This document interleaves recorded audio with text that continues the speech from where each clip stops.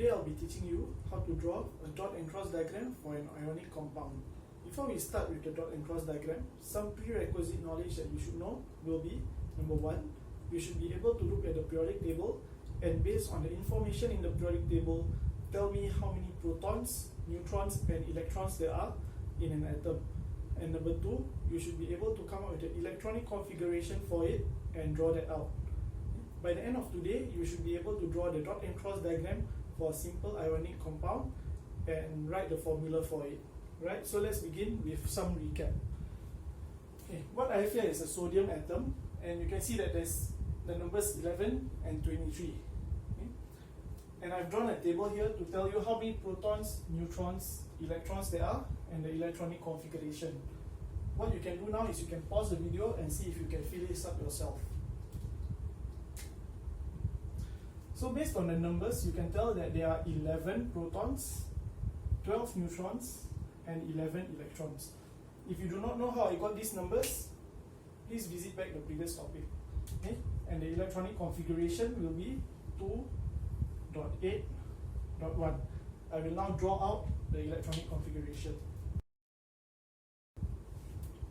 So this is sodium with an electronic configuration of 281.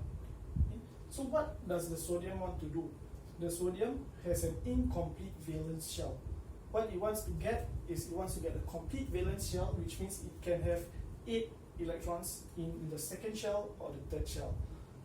What the sodium would like to do is the sodium will get rid of this one valence electron. So it will actually get an electronic configuration of 2.8. So in the process of losing the electron, the number of protons remain the same and the number of neutrons remain the same, but there will be a drop in the number of electrons. So what you can see here, you can see that the number of protons, which has a positive charge, is actually greater than the number of electrons. Okay? So I'll write it down here.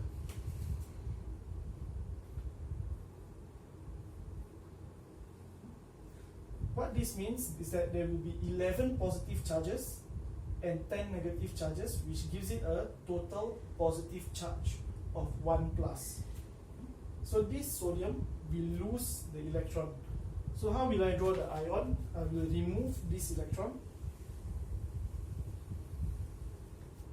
And to indicate that there is a charge, I will draw a bracket and indicate the charge.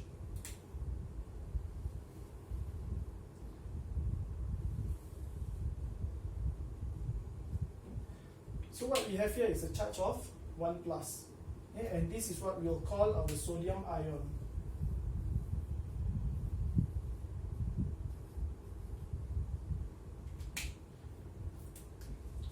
So moving on, where did the electron go? I will leave it over here for now. Okay? So this is the electron that came from sodium, the one that sodium gave away. Okay? Moving on to fluorine. Okay? So looking at fluorine, it's a group 7 element. How many protons, neutrons and electrons are there? Okay, so based on the numbers again, we have 9 protons, 10 neutrons and 9 electrons with an electronic configuration of 2.7.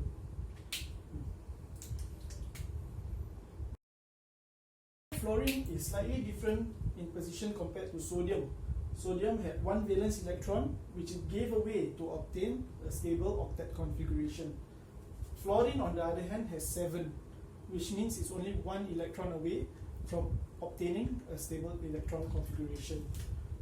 In terms of number of protons and neutrons again, the number of protons and neutrons remain the same, but the number of electrons would increase by 1, and this will make it into 2.8. So what you should notice by now is that for the sodium ion, it has actually more protons as compared to electrons. But for fluorine, it has more electrons as compared to protons. So the number of electrons is actually greater than the number of protons, which means it will have a negative charge. So how do we show a fluorine ion? or rather what we call a fluoride ion. It has 7 electrons and it has to gain 1 electron. You remember this electron from sodium?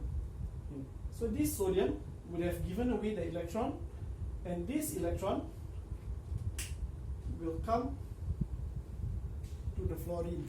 So fluorine has to gain 1 electron, and in doing so it will have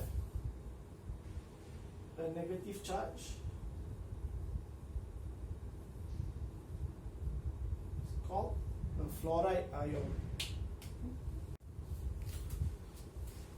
So now that we have seen how the sodium ion and the fluoride ion is formed, we can actually put this together to form an ionic compound. So you can see that we have a cation here with a positive charge and fluoride ion with a negative charge. What happens is that opposites attract, so these two will bond together to form sodium fluoride. Okay, so we have the Na plus and the F minus, and when they come together they will form a compound called